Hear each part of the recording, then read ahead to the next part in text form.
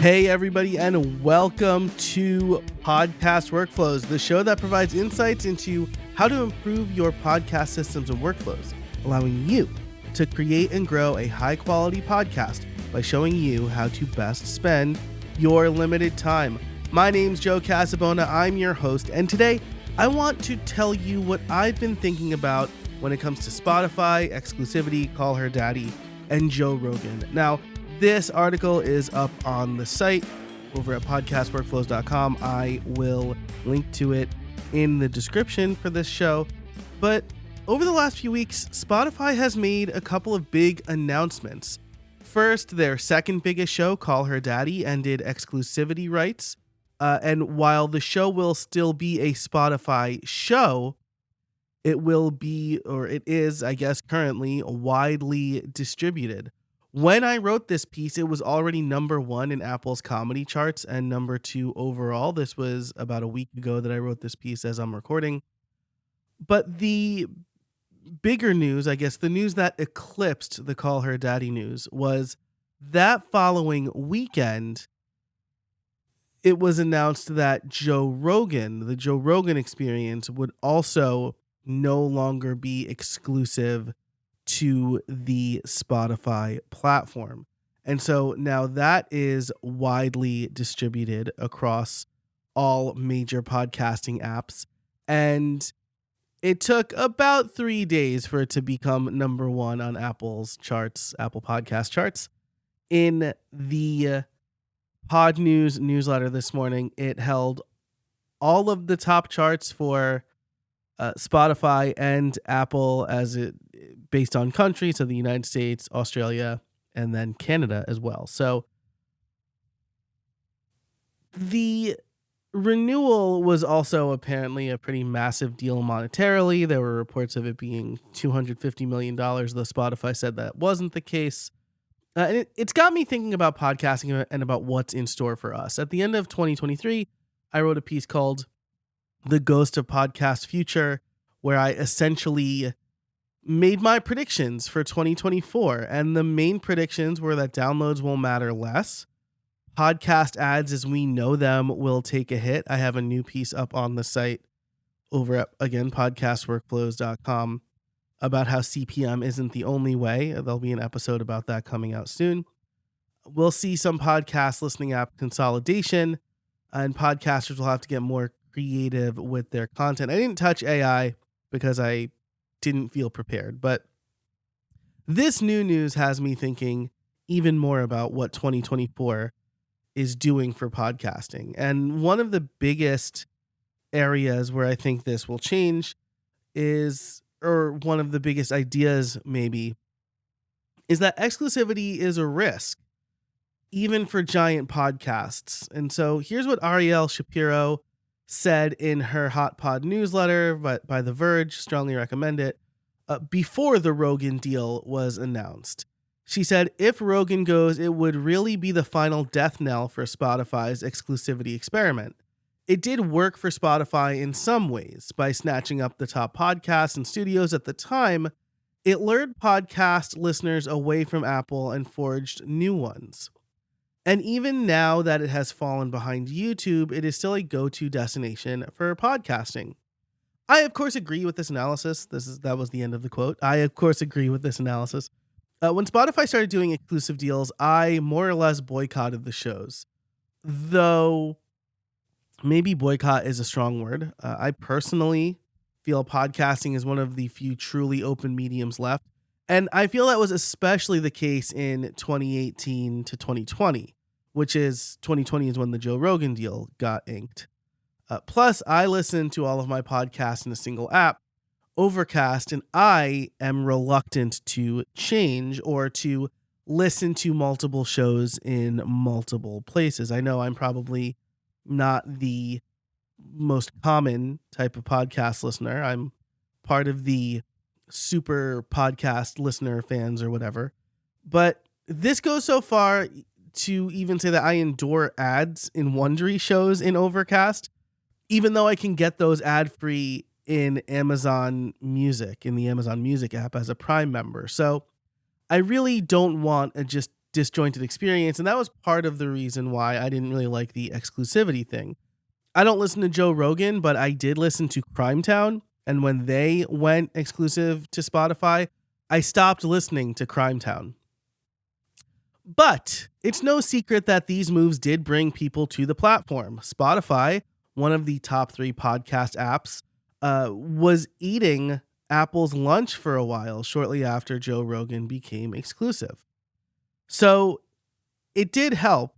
And I'm going to guess that the experiment was successful in that sense. So why did this change? Well, there's something else that Shapiro points out in her newsletter. Quote, but as Spotify fights for higher margins, it seems it has more to gain from getting ad dollars that come from wider distribution than whatever less tangible platform benefit comes from exclusivity.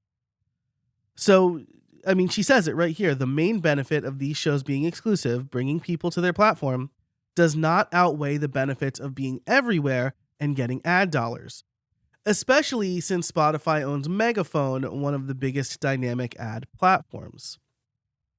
So what does this mean for small podcasters like us? The risk reward of exclusivity is not worth it. If Spotify, one of the top 3 podcast apps, didn't feel it worked for Joe Rogan Experience or Call Her Daddy, then surely it won't work for most others. Not in the all episodes are exclusive sense anyway, right? There's still the idea of some content being exclusive for members, not necessarily on a specific platform though. Now, I'll point out here that exclusivity didn't work for YouTube either. We saw this same lesson play out with YouTube Red. They brought some of the biggest YouTubers like Rhett and Link in to create YouTube Red exclusive content. But they ended up scrapping that because it wasn't worth the investment, and now that content is available to all users. When I first saw Tom Webster speak back in 2018, he discussed the importance of being where your listeners listen. I'm still really, really bullish on that. And it seems Spotify has learned the same lesson. Joe Rogan Experience was huge on YouTube, and the clips still get millions of views. So again, exclusivity, it feels time and time again we're learning, doesn't necessarily work. And I'll say that this is different than the TV exclusive model, right? I mean, like Law and Order is on NBC, Family Guy was on Fox, but those were the premieres, and syndication is still a really big and important thing in television.